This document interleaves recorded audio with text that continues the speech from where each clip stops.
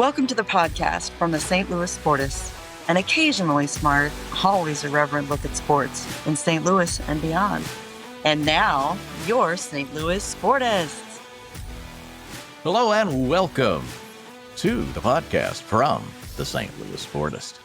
My name is Ron Cook, and I am joined by Joe Sperlin. Good to be here. Doug Lansdowne. We've got sunshine in West Plains after 4 days of rain. Nice to see the sun. Very, very nice. And back from tying up loose ends with Tony Soprano. And all my friends in Scent City. Well, it's great to be back. That's Mr. Keith Farrell. Tom Mathis remains on assignment. In this edition, could the Cardinals actually be a playoff team? How will history remember the Olaf Melberg era at City? Does the SEC need the NCAA? And what happened to the NBA? The St. Louis Sportists are brought to you by First Coast Steel Buildings. Catch Jason and First Coast at 912-314-4848 or stcoaststeel.com. Again, that's the number stcoaststeel.com. And we'll hear more from them later in the show. Coming to you tonight from the Local House Bistro studio. They're our studio sponsor, and music on the patio has been really nice lately this time of year. Great weather for it. It's the place to be in West County on Friday nights, Saturday nights, or if you prefer, which you might if you're listening to this podcast or watching on YouTube, head into the main bar area where you will find 7 screens. And you will never miss a play. You got NHL playoffs, NBA playoffs, your St. Louis Cardinals and St. Louis City. By the way, Keith, I've decided that Connor McDavid guy is pretty good at hockey. Yeah, I heard that. What's he, number 97? See him kind of dancing around the ice like a figure skater out there. So, yeah, he's darn good. And, you know, another observation, does it seem like there's just more headhunting going around in hockey right now? There's some chippiness. God.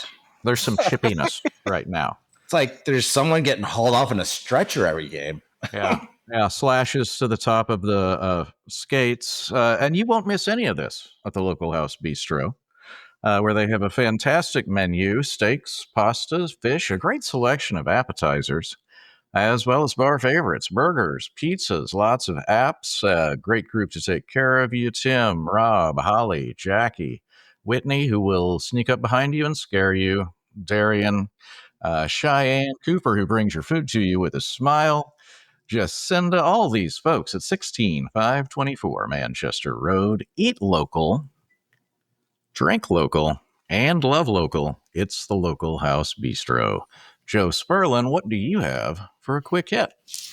Ron, you had seen this. I sent this to you, and I think you said you were looking about it, but the Colorado man who's suing the Rockies for a catastrophic and permanent injuries when he was hit in the right eye by a foul ball in July of 23. He was in a luxury box. He said the architectural elements of the luxury box made it impossible to see the incoming foul ball. But the main thing was the Rockies are so terrible, it was easy to ignore the action on the field. He couldn't see him from the bottom of the bottle. But it was the first inning. So how can you decide this is horrible to watch in the first inning? Unless, I'll say it again, folks. All you kids out there, go to law school. A lot of money in that. Yeah, I don't know what's going to happen in that. Ron, you had listened to it when I sent it to you. What is hey, you'll pay the man his money. It's I was listening. It was just a bizarre coincidence. I was listening to the Fangraphs podcast, and they were talking about that exact situation. And they're like, so now we've come to the point where a team being bad can actually lead to them being sued. Good job, guys. Hey, fans aren't coming. They're afraid they're going to get an eye put out. Now, the old tickets, for those of you who don't remember, when they used to hand out actual tickets, it said on the back, hey, look out. Things may come flying off the field. Now, if I don't have a ticket, Is that going to cover? Mm-hmm. You can't find that on your phone. Well, you don't read the fine print on the back, I guess. Yeah. the other thing is they have the netting everywhere because someone got killed at a baseball game. And so, I mean, you really have to be in the wrong spot at the wrong time. It's not like MLB hasn't made efforts to curtail those sort of things from happening. And if you're sitting in a luxury box and you're looking for a little bit of extra money, come on, dude. Oh, by the Moron. way, Keith, that was part of the lawsuit that the netting did not extend up to the luxury boxes. I can't make this up. Good Lord. And it, like I said, the architectural elements made it impossible to see the incoming foul ball. So there you have it. Doug Lansdowne, what do you have? I got a baseball related item too. And I don't know how I missed this, but I was just looking through stuff into May's almost here. On May 1st, I don't know if you realize it or not, but Jose Ramirez, he became the first third baseman in the history of baseball to have over 250 steals and 250 home runs. So we think about players that play that are really, really good and don't get recognition. And then, you think, I think that's probably a Hall of Famer. But yeah, I was just looking through different stuff. I'd seen an article about oddities in baseball, each month. And on May 1st, the only third baseman in the history of baseball. So, it's one of those guys, Cleveland and, the Guardians. And I think I said Indians, but the Guardians don't get, they don't get a lot of press in this area or anything like that. But just think about where he stands in the history of baseball. And there's a guy that, plays every day and, you don't say much about him. If he played for the Yankees or the Mets or the Dodgers, whereas if David Wright played for the Indians, Guardians, yeah, agreed, agreed. Yeah, but I saw that and I thought that needs to be out there. So, Mr. Farrell, what do you have? Well, did you hear about the guy that spent $4 on a futures ticket? It was going to yield $90,000 if all these sports teams won their championship. Apparently, he's just waiting on the Edmonton Oilers and the Oklahoma City to win the NBA and the NHL. So apparently, FanDuel came back and said, "We'll give you $10,000 today." What would you do? Would you cash in that $10,000 or would you keep your bet going to win 90, banking on Edmonton and Oklahoma City to win?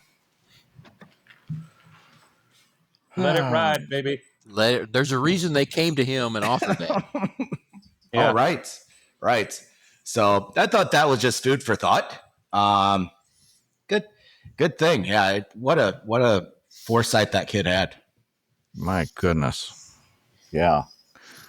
So for mine, I saw a little item here, and I forget if I put this in the chat or not, but it said, Joe, I think I might have sent this to you.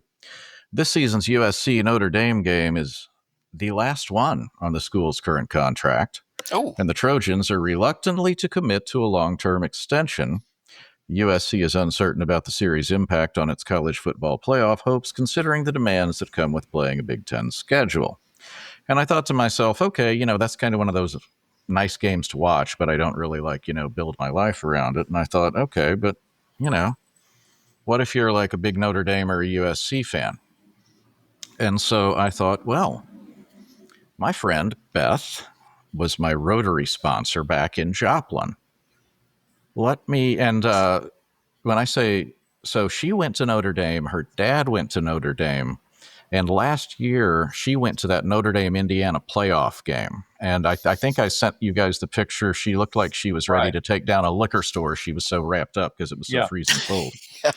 And so I asked her, I said, how do you feel about this? And she said, the loss of it from a nostalgia perspective would make me sad. And then a little bit later, she sends, when my mom and dad got married in the Basilica at Notre Dame, on one of his groomsmen taped "Go USC" on the bottom of his shoes with masking tape. So when my dad kneeled during the mass, the whole church saw it. and then she sends, "It's been a rivalry forever." So that's the kind of thing we're losing with some of these rivalries that are going by the wayside here. With some of this scheduling. So Beth Claybrook, thank you so much for letting me share that story. That's great stuff. So Doug Lansdowne, the St. Louis Cardinals, 31-24. 3 games behind the Chicago Cubs, but they've won 17 of their last 22. The starter's ERA during that period of time is 2.28. What is this, the 60s? And although he's reverting to form a little bit, Miles Michaelis over that period of time at 6 starts has an ERA of 1.34. Is this a playoff caliber club? I hope so, but I still say no. I just, even though the offense stepped up last night, they keep finding ways to win games. I hope like crazy it is, but I just feel like, the eventually too many other teams have too many other good players. It's there's a stack of teams ahead of them for the wild card. And when you say stack, you're talking Braves and people of that caliber, Mr. Farrell. I do not think that they're a playoff team. I think their starting pitching is going to come to form. I don't see how you win with Miles Michaelis and Eric Fetty and Palante pitching like they are. I think by the time the season ends, you're going to see a big gap between Libator and Sonny Gray and the bottom 3 on that staff. That's my feeling on it. I just don't think it's sustainable. So the best way into the playoffs might be to win the Central. And let's face it, the Central isn't exactly, Joe, as you have pointed out on numerous occasions, no one's running away with the Central. And despite the fact that Mr. Crow Armstrong up in Chicago has suddenly decided he is going to become Jim Edmonds out of nowhere. What's he? He's on pace for like 40 home runs and 40 stolen bases or something. Is that what I heard? Something ridiculous like that? Yeah, and they've moved into cleanup now. He's in cleanup. You're kidding me. Nope.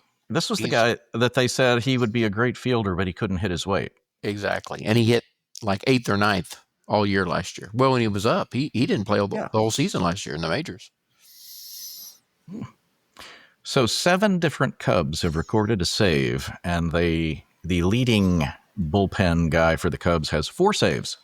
So they're, as they said in the movie Rocky, he's a man, Rock, he bleeds, just like you. The Cubs are not a perfect team. The Brewers seem to be fading. The Reds are the Reds. So I don't know. So the question too is, the trade deadline is going to be less than 60 days away. So what's the Cardinal strategy going to be if they're 3 games out? So we fast forward 60 days. We're 3 games out. Are we throwing Arenado on the block? Would Michaelis be a good trade chip now? Sell high, buy low?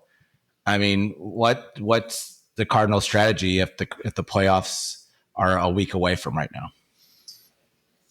I think Helsley's the only guy that you get anything for, and I don't think you get much for him. I mean, they're not gonna get anything for those pitchers, I don't think. No, and I think above all, the DeWitts are businessmen. And I think they know that if they sell, the attendance will plummet. Yeah. But if they keep those guys and have a chance, going down the stretch, that maybe they will, have an opportunity. And, who's to say? I really am kind of struggling with Arenado this year, because it's like some days it's like, wow, look at that fielding play. He's back. And then Doug, as you pointed out last week, he asks to be moved down to 6th in the batting order. But he's played better since then.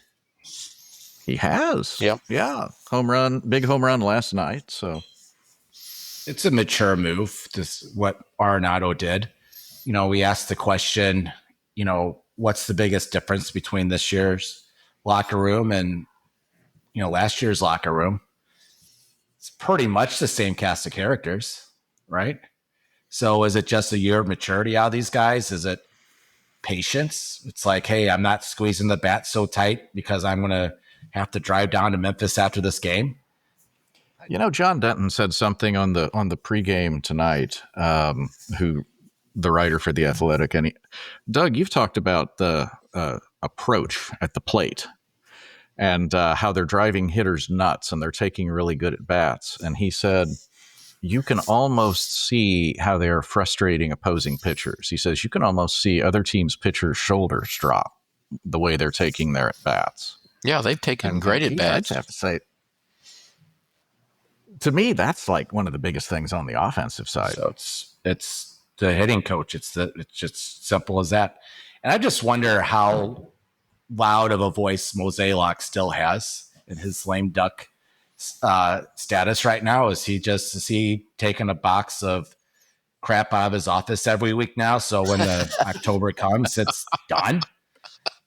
I don't know, but again, I go back to was it last year, Ron, or was it 2 years ago, where we literally had an acquaintance of ours on the field with the Cardinals, and Mozeliak was going up to all the different coaches and all the different players. And it's like, what message does that send to a young manager? What message does that send to the team? I can't help but think that, and I liked Mo and I like a lot of the moves that he's made, but it's time for him to kind of pack up things up and have that bow on that door handle when he leaves and say good riddance. I just think the arrogance, because I think there was some arrogance in that locker room too. And, with some of the players and his relationship with some of the players. And again, Adam Wainwright, we've also heard it too, where there was a young guys, there's two buses that the players and coaches take. And Waino decided at the end of one series to go on the bus with the veterans and not with the younger guys. Mm-hmm. So I do think that there's something there. I do think that there was some veterans that maybe didn't play their cards right. Yeah. Really quickly, the thing that I've heard is that the minor league system is such an absolute wreck that Bloom is spending most of his time there, most of the season there, still fixing the minor leagues and still trying to get that, because again, that's what fueled the Rays back when he was there. And apparently the minor league system had just fallen into such absolute disrepair and mismanagement and neglect. I will even use the word neglect over the past few years. They said it'll be like very late in the season before he fully focuses on the big team. Huh. So, Joe Sperlin, Major League correspondent at large, what's catching your eye around the majors? We talked about how the Cardinals couldn't win on the road, but they're 12-16 on the road. So, I mean, you look at a lot of the better teams, they're about 500 on the road, and the Cardinals have one of the better home records. So, hey, they just got to – hey, I read a deal that they were talking about, they don't hit enough home runs, but, hey, if you're scoring runs – and not giving up a lot of runs, I think you can win some ball games. So, hey, and I will say this: the Detroit Tigers. I saw that highlights of that pitcher they have, and I'm going to mispronounce his name, so apologize to his mom if she's listening. Tarek Skubal. Skubal, yes. Skubal? Boy, can that dude bring it? Holy cow! He had some crazy statistic, and Jamie said, this elicited a wow from my wife this week. He had a complete game. Yes. And it was like under 100 pitches and more than 10 strikeouts. Was that 13 strikeouts on 99 pitches. Maddox-tacular. Yeah. Yep. Yeah, don't show up late for when he's pitching. He's very good. Yeah. And, assuming he stays healthy, which there's no reason to think he won't, that's kind of a difference maker in the playoffs if he gets going like that. I have heard that the athletics players are starting to get fed up with their accommodations in Sacramento. And it might be fun to have like a mid-season check-in with our buddy out in Oakland just to see kind of what and they're not drawing. They're still not drawing people out there. And they're basically saying that if this was their, big audition to be a major league city and prove they're a major league city, they're like failing big time. God. So, well, I was looking for a spot out there in Vegas. There's plenty of land to put a baseball stadium out there. There's plenty of land for lots of things in Vegas. We'll leave it at that. So, Keith, the Olaf Melberg era has come to an end. The final record for those of you that are into accounting and such, he was 2-8-5. In the 15 games, Joe Sperlin, 8 goals. Wow. Yeah. Keith? Well, he's beyond given a chance, and I think his style was implemented on game 1, and you just saw a more methodical approach, holding the ball on the defensive side of the field, using the goalie as an extra defenseman. Never really found the groove in terms of marching the ball upfield. The chemistry was not there. And admittedly, too, Klaus, Hartl, and Teuchert were your go-to people last year for goals, in the last couple of years for goals, and they just didn't finish. They did not finish. And it's just was bad, boring soccer. And, when Lutz implemented this roster a couple years ago, it was supposed to be this high pressure, high energy, force the other team to turn the ball over. I don't know what the hell we had on the field this year. No, we had as we were saying before we went on, it was like it was a prevent defense the whole game. We were playing like we started the game with a 2-goal lead, and the one stat that I will throw out. I was listening to some of the analysis today, and they said that they talked about his personnel and just how his substitutions were head scratching. And Keith, you and I have talked about that all year in terms of waiting too long and why would he substitute that person there? But they started the Dallas home game with 6 center backs, and that's on top of the 5 guys he already had. When you're trying to score goals, that certainly didn't send a message. And it's a lot like hockey. There is a commitment to defense. If you're a midfielder, you got to be able to have that energy to go back and defend.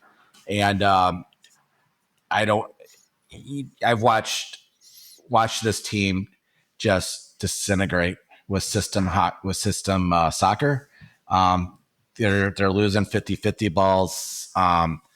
You're watching a team of 10 players out there that are just on 10 different pages. Yep. Joe and Doug, it was impossible to watch an interview with Melberg without him mentioning injuries.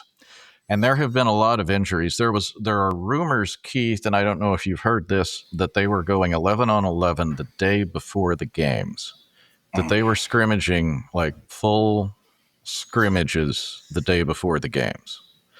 And I've heard that from multiple people now, which is a little bit crazy. But Doug and Joe, how much can a coach blame injuries and get away with it? Nobody cares. He can blame it all he wants. He can make all excuses he wants and everything. That's the old Al Davis line. Michael Lombardi was his assistant GM, and he went in and told Al about this player was hurt and that player was hurt, and Al Davis goes, "Nobody cares. Find somebody else." So next man up. Man up. Well, unless they somehow want to blame like the players weren't conditioned or it was something like that. But hey, if he was on his way out, he would have said that. Yeah. So it's kind of like Doug says, hey, injuries are part of it. Next man up. Okay, let's go. And obviously probably 11-on-11. Hey, we're not very good. So maybe we need to practice trying to score. Yeah. Our buddies over on the ball watching podcast in their show they compared it to, imagine that you're in the world of business and you're hired by someone and you have some people leave your team. The deadline comes and you're like, well, all these people left my team, so I didn't quite get it done. No one cares. No one cares. Well, talent's talent too. I mean, you can't afford, no team can lose their best players and have the same expectations. I mean, I think that's being fair, but this is the whole season. And to be fair to Melberg, if we were the lawyer for him, how would we state the case? Yeah, injuries are going to have to be part of the equation for him to be successful. And did he have a chance to be successful on this team? To me, it looks like Lutz is reeling. I think this makes the firing of Bradley Cardinals look really bad, because boy, I bet you this team would be begging for Bradley Cardinals to get back on the sideline right now. You need an accomplished coach who's winning. He knows how to score. Look at that Philadelphia roster. He did something right. Yeah, the guy we fired 10 months ago. Yeah. So now it's David Critchley, who was over City 2, and City 2 has been having fun and scoring goals, and this guy has been here for a long time, and the City 2 team is apparently tight-knit. They like each other. They're having fun. What do you think, Keith? I can expect to see Betcher. I can expect to see Watts. I can expect to see some of these City 2 guys who grew up in that system to start getting a lot more playing time. And you can start seeing the players who have the bad body language, who are maybe on their last year of their contract, sitting on the bench and come in as subs. Mm-hmm. So I can see a lot more energy, a lot more heart, a lot more spirit, a lot more fun soccer. Listen, this window of opportunity, the honeymoon is just about over with the fans and the organization here. And maybe the worst thing that could have happened was year one and having and making the playoffs in year one. Winning the conference. Yeah. And by the way, Doug, Brendan Donovan just hit a screaming line drive home run. I saw that. Probably just saw. So did you say they started that one game with 6 center backs, or they went to the Nickelback concert? Is that where they did? I lose track. About the same result. Okay. That's what I thought. About the same result. It is just about the same result. So we've reached a point where we're going to hear from the good folks at First Coast Steel Building. When we come back, we're going to talk about a little bit more clarity on the Chiefs and Royals situation. Are there smoke signals from the Mud Hut? And what does Terry Bradshaw think of Aaron Rodgers taking over the Pittsburgh Steelers? What is up with the NBA and the PGA? People are skipping events. Why? When we come back. Are you in the market for a barn dominium, house, garage, man cave, carport, or hobby shop? Wondering how to get started or where to go? Whatever you are looking to design, look no further than First Coast Steel Buildings. Give Jason and his team a call at 912-314-4848. They will guide you through the process, designing your building to fit your specific needs and budget. Call them today at 912-314-4848 or get inspirational ideas and start designing your own by visiting them at firstcoaststeel.com. Again, that's the number 1, coaststeel.com. Their low-cost buildings are fully galvanized steel, providing you with worry-free, low-maintenance requirements, integrity, quality, and a family-first approach. First Coast Steel Buildings, 912-314-4848 or firstcoaststeel.com. Discounts for military and first responders.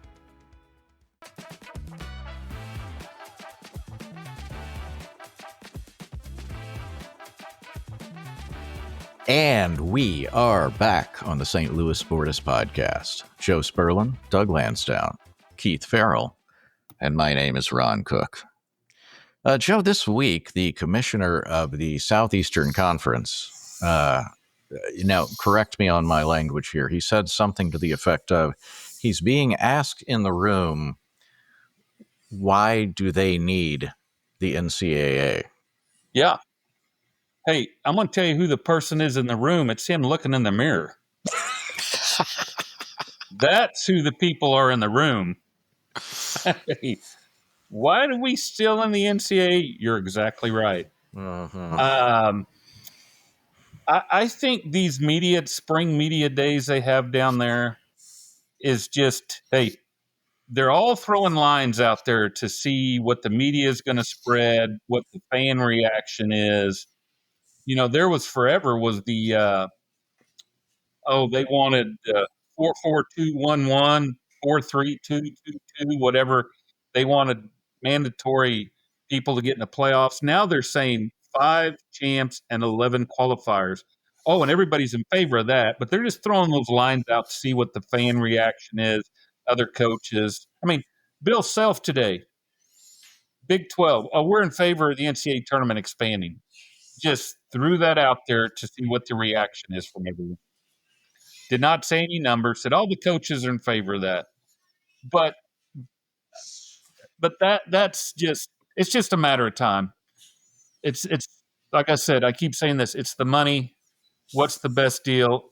SEC wants to get as many teams happening. This will end up eliminating championship games, which is probably a good idea because that's not where the big money is. Big money is now making the playoffs. We saw something come out today, Joe, that they were talking about, in fact, eliminating the conference championship game in terms of getting into maybe making things more hospitable for conference champions and things like that. Well, and you also said somewhere like they were going to have a weekend where kind of a seeding process. Hey, if I'm number one, I want no part of that. Mm-hmm. I'm not going to lose to 8 and lose a seed. Hey, it's going to be like the NFL playoffs. Hey, we're going to protect our seed. We're not going to play anybody. Let's play all these other guys and be like, well, we didn't even play our starters, so we shouldn't. We lost, but we saved everybody. I mean, if I'm guaranteed to be one of the top 2 or 3, why would I have a chance of losing another game? Yeah. Now, none of these changes are going to take place this upcoming year. So basically, this upcoming season is going to be exactly what we saw this past season. Yes. So 12 teams in the playoffs. There are still buys for the top 4. But then after that, pretty much all bets are off. 26 is no, would that be right? Anyways, then after that is when they're going to possibly start messing with things. Yeah, and after that, all bets are off. And then 2030 is when things are going to be unrecognizable. Yes, because that's when all this is going to go down because everybody wants show them their money. Give me my money. Speaking of money, my new best friend, Governor Mike Keogh, did what we suggested he would do last week and called a special session to address 2 issues. Issue 1, I feel like John McLaughlin there. Issue 1 was the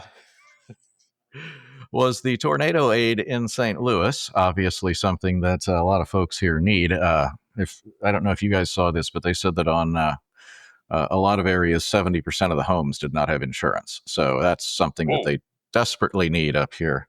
And then issue 2, because there is a June 30th deadline for the financial aid package that they passed in Kansas. That is to get something done for the Chiefs and Royals. So we've got a fairly decent portion of the state covered here between West Plains and Southwest Missouri. What are you guys hearing there, Joe and Doug, down in your part of the country? I don't think it gets as much play down this direction. I mean, you hear a little bit about it. Do people in West Plains care if the Royals and Chiefs are in Missouri? No, I don't think so. I just think they're gonna watch them and attend 10 games and stuff. I don't think it makes that much difference if they're 25 miles to the west. So, man, I like that complex, but if they're going to build it out there by the racetrack and the casino out in Kansas City, Kansas, that's a good spot too. So, Joe, what about down in the right? Ron, Joe, what about in the Springfield area? I don't remember if it was you or someone else that had talked about if they would have split those two elections, that the Chiefs would have passed, but people in Kansas City could really care less where the Royals play. Mm-hmm. Now, I had this question. As they sit there and they get all the session back together, are there representatives from St. Louis just kind of smirking, going, oh, wait, you guys might lose to the Chiefs? Oh, wah. Oh, wait, that's what you said to me a couple years ago. Wah. Yeah, they're going to where the money is. I feel horrible about this. I could give a rip less for what the Chiefs do.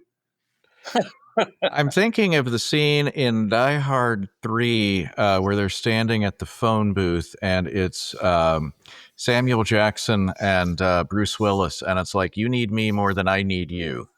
Yep. Yep. And there's some hard feelings about trying to sneak it in and didn't vote for this and you didn't pass this. And, oh, too bad you guys messed around and you're going to lose those. Oh, yeah. It's horrible. I feel really bad about this. I wish I could do something. Yeah, I don't care. Well, now, of course, because politics are politics, the Kansas City person's like, well, gee, that's a real shame about your tornado over there. Yeah. I'd hate for us to not get any of that aid done in this special session because, things like that can drag out and take years. Yeah. If there was only something you could support me on, maybe I could support you. Yeah, Not I don't know. Politics. No, Never. Keith, do we care over here where the Chiefs play? I think there's room in North St. Louis City for a stadium. Oh, dear. You talk about a civil war. Everyone would meet in the middle of the state and have it out. Ladies and gentlemen, his last name is Farrell. Farroll. Why not? Yeah. Stir it up a little bit. Yeah. We'll keep an eye on that one. So for the Pittsburgh Steelers, as we've talked about, Doug, your all-time favorite, Mr. Aaron Rodgers. And it said today that Adam Schefter came out and said that, believe it or not, their first game is on, it's against, as Joe pointed out, it's September 7th. And Adam Schefter said that the Steelers would be willing to wait until September 7th. If not, it would be Mason Rudolph, Will Howard, or Skylar Thompson. Now, I don't know how many NFL fans could pick Will Howard or Skylar Thompson out of a lineup for money, actually. All you need to know about Skylar Thompson and Will Howard is they both played at Kansas State. That's true. So what do you think? What do you think, Joe? You think they're going to wait till September 7th? It wouldn't surprise me, but I don't know why they would. Hey, even though I'm with Terry Bradshaw on this one. I knew that was coming. Just stay in your hut and pray to whatever God you're doing there and stay out in California in a 1-year deal. Just go with those guys. You can find out who can play, who not. Hey, as long as you got Mike Tomlin, you're going to go 9-8 and probably make the playoffs. And a running back you've never heard of will end up with 1,100 yards. Yeah.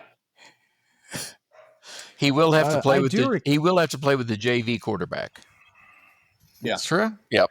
So, speaking of Bradshaw, Jamie and I were at a bourbon festival 2 or 3 years ago. And do you know Bradshaw has a bourbon? Yep. I think I heard that. Yeah. It's like 48.36% proof, which was his career completion percentage. He called his own plays. Oh, yeah. Absolutely. Let's see. The NBA. Are you guys actually watching any NBA playoff games? I'm going to be honest. I watched the last 2 minutes of last night's game, and I'm disappointed I'll never get those 2 minutes back. It's unwatchable. They just beat the hell out of each other until it gets to about 20 seconds. For 20 seconds, then there's a shot clock, and someone jacks up a three, and they call it great defense. I can't watch it. So Shaq and Barkley and NBA players are talking about how unwatchable the product is right now. I can't think of another sport, college or professional, where players and guys who are kind of the face of the game are talking about how boring and unwatchable it is. We've talked about the analytics that basically everything is either a layup or a three-pointer. How do they get out of this? Not all at once. I don't think the ratings will have to suffer. They'll have to lose money. People quit coming, quit watching, quit buying jerseys, and that's the only way. Is there really a rule change they can make? Because typically, it's like baseball. Okay. My best friend in the world, Rob Manfred, next to Denny Hoskins, my best friend, Rob Manfred, he decided he was going to make a lot of rule changes. Can you make rule changes to make the NBA better? Follow the rules, maybe. Yeah. What's a travel, what's not a travel. Call a foul when someone gets, punched in the back of a head on a rebound. They have to do some. I think that create a play, create that mid-weight range jumper. They're going to have to go back. I mean, I go back to the heyday of the 80s where it was more like pure sport. And now, I mean, Bettman took fighting out of hockey. It took some painful years and a lot of bad names going towards Bettman. But he made the sport a little bit better. He knew skill needed to be part of the game. And so he took fighting out. And I think that's probably what the NBA needs is they need a little bit more skill because right now you're just launching shots. You're just launching shots. It doesn't take skill to launch Steph Curry is probably the most popular player in the last 10 years because he was able to launch a shot from 30 feet and everyone's in awe watching that. He's a one. He's the only one that can do that. He's the only one who's worth watching. Why is Caitlin Clark the face of the NBA? Because she can shoot the ball. No, the dunk is done. No one watches the dunk anymore. That used to be the biggest thing. So I think you need to create some create a basketball environment where you get rewarded for shooting the ball. Well, and the good news is for Caitlin is she's getting like a WWE style rivalry right now too. Well, that's part of the TV rating for her is there's always a villain on the floor, and that was the Larry Bird was the villain. Right. We had the Pistons were the villain. Those are some exciting teams to watch. Mm-hmm. Well, I just happened to have the game on as you were talking about that. 3 possessions in a row were 3 missed 3-pointers, including the guy from Minnesota, the same guy from the exact same spot, 2 possessions in a row. And then the 4th possession was a lob for a dunk. So there was 4 possessions right there. Yeah. What we talked about. I mean, there was no ball movement. A guy drove to the lane, threw it to a guy standing out there, and he missed 3 threes in a row. Yeah. Oh, by the way, the guy that missed the 3 was my boy from Gonzaga, Chet, who's like 7 foot, and he's out shooting threes. 7 foot, 135 pounds. Yeah, we were talking about that 7-foot guy from UCLA that can shoot threes, and we're like, well, he's got a 15-year NBA career ahead of him. Yeah.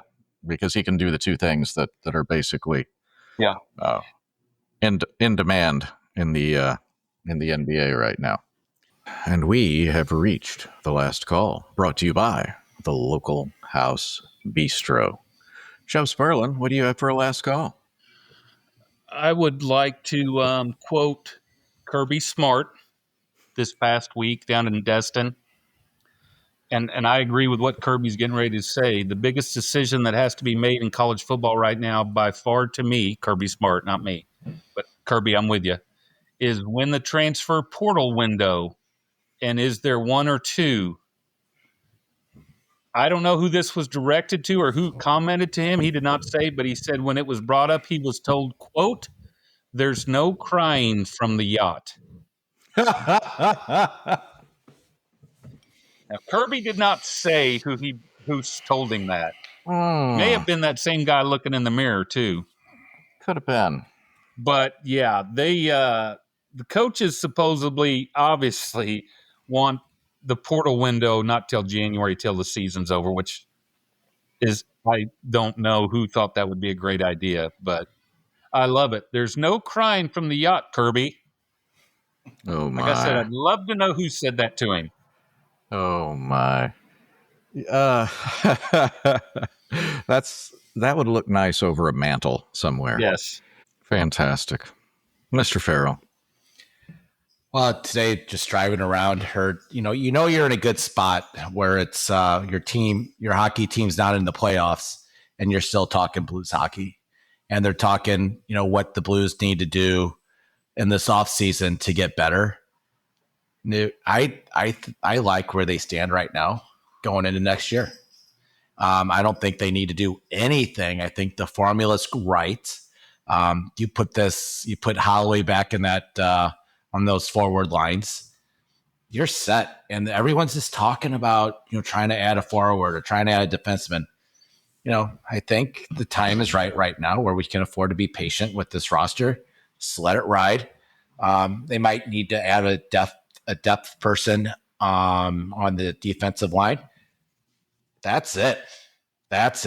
And that's a good spot for Blues hockey. So still happy to talk Blues hockey, still relevant. We're knocking on June's door. But listen, 30 more days, free agency starts. Speaking of, have you heard the rumors of an offer sheet for Hofer? That sounds like the one that they're concerned about. I have not, but my ear hasn't been that close to. That would be interesting. Would you give up? Would you want a second rounder for him? I think that's what it would take. I think the Blues have goaltending depth in the organization. They don't have any. They gave up 2 second-round picks for Broberg and Holloway, so why not? Yeah, and ironically, it might be Edmonton because let's face it, Stuart Skinner does not exactly. Stuart Skinner and his mustache does not exactly bring about confidence. So we're going to take back one of those. That would be an interesting move. It would basically be a trade. Yeah. So my last call, Joe Sperlin, this is one that we go back several years on. Last night, my lovely wife made a shrimp dish, and it had some red chili peppers, and I took a bite of it, and I said, "Oh!" And it made me think of a gentleman that was an all-conference offensive and defensive tackle for Mississippi State, named Jerry Clower. And if you are not familiar with Mr. Clower and his work, he told the story of how he joined the football team. And he said that they took him to the football office. He'd never played football in his life. And the coach said, "What position do you play?" And he said, "I am the one that runs with the football." And then they made him a defensive lineman. But he has a bit called a coon hunting story. The signature line would be, "Knock him out, John." And if you have never heard a coon hunting story, it's about 5 minutes, 7 minutes long. You can find it on YouTube. You can find it on the internet, many places. Folks, do yourself a favor. Enjoy a coon hunting story. We would go to Florida. We would go through Conway, Arkansas to see my aunt. And then we would cut through Arkansas and we drove through Yazoo City, Mississippi. That's where he was from. And he was it's all over there. And my daughters, when they were teenagers, middle school, I had them listen to that, and they were not amused. They were and he was a regular on the Tonight Show. Oh, he was a staple back then. Yeah. So, at any rate, shout out to Mr. Flower. And that will do it, folks. We're going to have a couple of different shows coming up for you. We've got some local St. Louis. I'm just going to go ahead and call them celebrities that Keith and I have kind of run into up at the Local House Bistro that we're going to have some conversations with. And we think you'll enjoy it. So those will be coming up here in the next few weeks. We're going to, as the sports calendar takes a little bit of a break, we're going to take a little bit of a break, but we're going to have some hopefully interesting conversations for you here. With that, I'm interested to having the governor on there in your secret spot. Live from Place X. Hey, let's change the subject on that. By the way, NBA update. Missed 3, missed layup, made 3, missed layup, TV timeout. NBA is fantastic. Well, it just, I tell you what, if you had a choice of watching this final or if they would put back up the 87 Celtics Lakers, which would you watch? Oh, yeah. Turn back time. Without a doubt. Yeah, Every time. Make it even better. Put the Chick Hearn version on. Yeah. So with that, Joe Sperlin, thank you very much, sir. Always enjoy visiting with everyone. Mr. Farrell, welcome back. Thank you. See you next week, crew. And we want to thank you all for listening and being part of the St. Louis Sportists podcast. We'll talk to you soon. Take care. And that wraps another episode of the St. Louis Sportists podcast. Please like and subscribe to stay up to date on all the latest episodes. You can find these guys on all major podcast platforms. And thanks for listening.